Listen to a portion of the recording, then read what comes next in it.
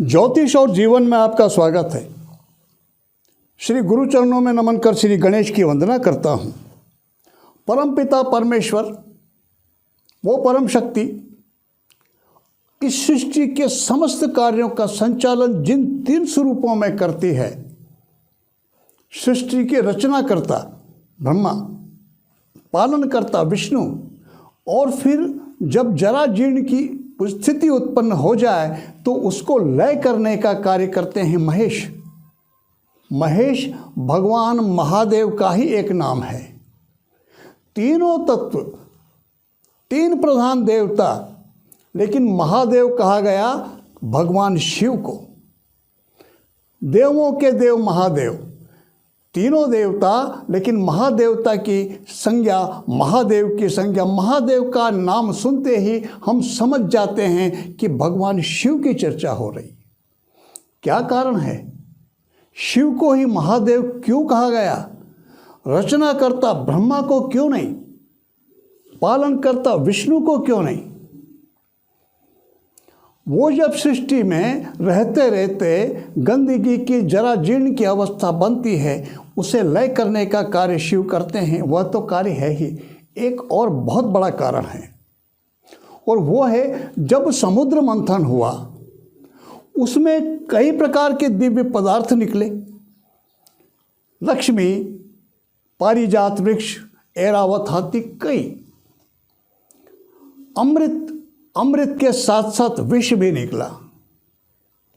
जितने दिव्य पदार्थ थे वो तो सबने बांट लिए आपस में, लेकिन विष को कोई स्वीकार करने को तैयार नहीं हुआ। और यदि वह विष वह सृष्टि में, संसार में रहता तो संसार में सभी प्राणियों का अहित करता। तो इस जगत के कल्याण के लिए, इस संसार के सब प्राणियों के हित के लिए जिस देवता ने विषपान कर लिया, वो हैं भगवान शंकर, वो हैं भगवान शिव। इसलिए उनको महादेव कहा गया। उन्होंने विषपान किया। यदि विषपान उनके स्वयं के उदर में चला जाता तो उनके लिए भी घातक बनता। भगवान शिव ने उस विष को अपने कंठ में ही रोक लिया। विष के प्रभाव से उनका गला नीला हो गया और नीलकंठ नाम पड़ा उनका। भगवान शिव का एक स्वरूप नीलकंठ महादेव। विष की ताप और विष की गर्मी असह्य हुई, उसमें थोड़ी ठंडक के लिए भगवान शिव ने सर्प को गले में लपेट लिया। सांप ठंडे रक्त का प्राणी है। सांप का खून ठंडा होता है, गर्म नहीं होता। तो विष की ठंडक, विष से ठंडक पाने के लिए, विष की गर्मी से रक्षा के लिए भगवान शिव ने गले में नाग धारण, विषधर को गले में धारण किया। कौन किसके लिए विष पीता है? भगवान शिव ने जगत के कल्याण के लिए विष पान किया और वह महादेव कहलाए, महादेव हो गए। महादेव को आदि गुरु कहा जाता है। योग के आदि गुरु, साधना के आदि गुरु, तंत्र के आदि गुरु। भगवान शिव की कृपा प्राप्ति के लिए एक विशिष्ट तिथि आती है और वह आती है चतुर्दशी, कृष्ण पक्ष की चतुर्दशी। जब रात्रि में चतुर्दशी तिथि रहती हो, उस दिन महाशिवरात्रि होती है, और फाल्गुन मास की कृष्ण पक्ष की चतुर्दशी वह महाशिवरात्रि कही जाती है। हमारे यहाँ जितने भी त्यौहार हैं, जितने भी देवी देवताओं के, उनमें सब में कोई न कोई साधना का क्रम, एक विशिष्ट बात जुड़ी हुई। भगवान कृष्ण का जन्म जो मध्यरात्रि में 12 बजे, मध्यरात्रि तक जागते हैं हम, प्रसाद लेकर आ जाते हैं। उसके बाद जागने का कोई विधान नहीं। जो कीर्तन वगैरह करते हैं वो अलग बात है, अन्यथा सबके जागने का कोई विधान नहीं। शिवरात्रि एक ऐसा पर्व जिसमें सदियों से, सैकड़ों वर्षों से रात्रि में जागरण की प्रथा चली आ रही है। जगह जगह शिव मंदिर में जागरण होता है, रात्रि भर कीर्तन होता है। क्या कारण है उसका? उसके पीछे कोई तो रहस्य होगा। क्यों जागा जाता है रात भर? कुछ भी करे व्यक्ति, भजन करे, कीर्तन करे, मंत्र जाप करे, साधना करे, योग प्राणायाम कुछ भी, लेकिन जागे, सोए नहीं। जब ऐसा करेगा तो स्वतः बैठा रहेगा, उसकी रीढ़ की हड्डी सीधी रहेगी। यह एक ऐसी तिथि और ब्रह्मांड में एक ऐसी परिस्थिति बनती है, पृथ्वी की एक ऐसी स्वतः जागृत परिस्थिति बनती है। उस दिन ऊर्जा नीचे से ऊपर की ओर उठती है और ऊर्जा को धारण करने का, ऊर्जा के संचालन का सबसे बड़ा जो केंद्र है हमारे शरीर में, वो है हमारी रीढ़ की हड्डी। सुषुम्ना नाड़ी रीढ़ की हड्डी के ही सहारे, तीनों नाड़ियाँ सूर्य, चंद्र और सुषुम्ना वो रीढ़ की हड्डी के सहारे ही मूलाधार से लेकर के ऊपर सहस्त्रार तक पहुँचती हैं। तो स्वतः जागृति होती है ऊर्जा की नीचे से ऊपर की ओर। व्यक्ति कुछ करे न करे, केवल जागा रहे, केवल बैठा रहे, उस दिन खड़ा रहे, घूमे, सोए नहीं, तो स्वतः उसकी ऊर्जा नीचे से ऊपर की ओर बहेगी, स्वतः आध्यात्मिक चेतना की जागृति होगी। इसलिए महाशिवरात्रि को जागरण का विधान है। परंपराएं धीरे धीरे लुप्त हो गई, चलन में कम रहा, लेकिन हम पुराने व्यक्तियों से बात करके देखें और वो पिछला स्मरण करें तो पाएंगे आज भी होता है। गांवों कस्बों में जहां पर पाश्चात्य जगत की आधुनिकता की दौड़ नहीं पहुंची अधिक, वहाँ आज भी होता है। तो भगवान शिव वो देवों के देव, शिवरात्रि उनकी कृपा प्राप्ति का श्रेष्ठतम और इसके अतिरिक्त वो कई समस्याओं के समाधान का दिन भी है। कई व्यक्तियों को प्रायः काल सर्प दोष कुंडलियों में बताया जाता है। सूर्य और चंद्र के राहु और केतु के सारे ही ग्रह एक तरफ आ जाए तो काल सर्प की स्थिति बनती है ज्योतिषी आधार पर। या फिर सूर्य और चंद्र राहु के साथ युति में हो, दृष्टि में हो, या सूर्य केतु के नक्षत्र में सूर्य चंद्र बैठे हों, उस स्थिति में भी एक तरह से ग्रहण योग की स्थिति बनती है। सूर्य चंद्र कुप्रभाव में होते हैं। सूर्य आत्मा के कारक, चंद्रमा मन के कारक, और ये जब पीड़ित हों तो निश्चित रूप से जीवन को प्रभावित करते हैं। उससे बचने के लिए बहुत सहज और सरल सा प्रपंच रहित एक उपाय इस दिन किया जा सकता है। शिवरात्रि के दिन सुविधा अनुसार 9 बजे बाद, दिन में 9 से लेकर के 10, 11, 12 बजे तक भगवान शिव के मंदिर में जाकर भगवान शिव के पास में रुद्राक्ष, वो 5 मुखी, 2 मुखी, 7 मुखी जैसे भी हों, उनको रख करके शिव के मंत्रों का जप करना चाहिए। और सूर्य चंद्र जिस ग्रह से पीड़ित हों, किसी की कुंडली में यदि राहु से पीड़ित है तो राहु का मंत्र ओंग भ्रांग भ्रींग भ्रौंग स राहवे नमः। यदि केतु से पीड़ित है तो ओंग स्त्रांग स्त्रींग स्त्रोंग सह केतवे नमः। इन मंत्रों का, इनमें से जिससे पीड़ित हो उस मंत्र का जप करना चाहिए। उस जप से प्रयोग उनका वो जो रुद्राक्ष हैं उन्हें अभिमंत्रित किया जाए और उस रुद्राक्ष को जिसकी कुंडली में वो दोष बनता है उससे धारण करवा दिया जाए।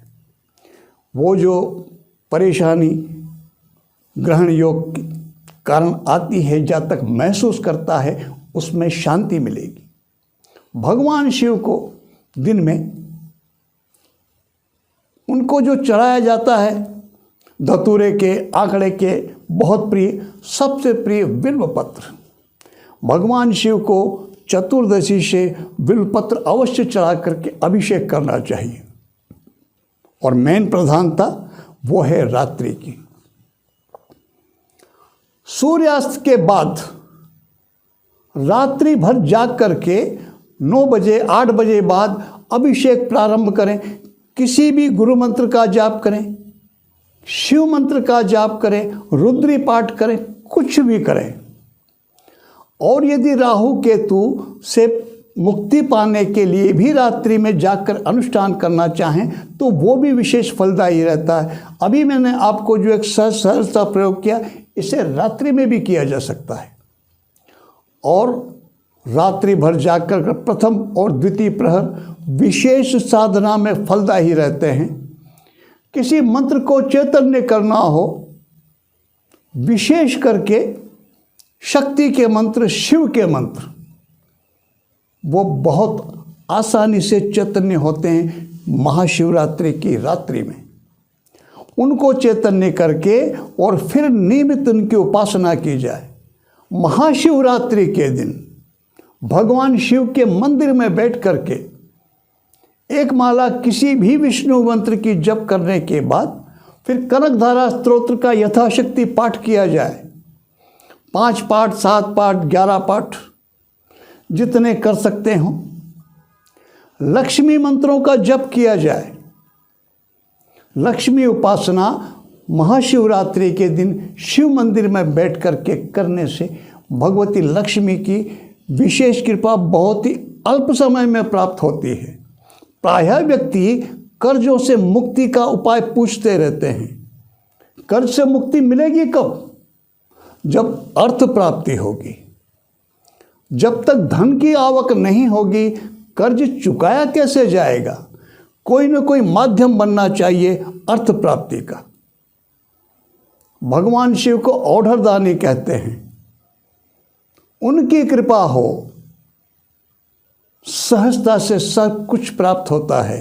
तो शिवरात्रि के दिन जो कर्ज से पीड़ित हैं, उन्हें भगवान शिव के मंदिर में बैठ करके रात भर विष्णु सहस्त्र नाम का पाठ करने के बाद या कोई भी एक माला विष्णु मंत्र की, नारायण की जप करने के बाद फिर रात भर लक्ष्मी स्तुति करना चाहिए, लक्ष्मी मंत्र का जाप करना चाहिए, लक्ष्मी स्तोत्र का किसी का भी पाठ करना चाहिए जिस पे श्रद्धा हो।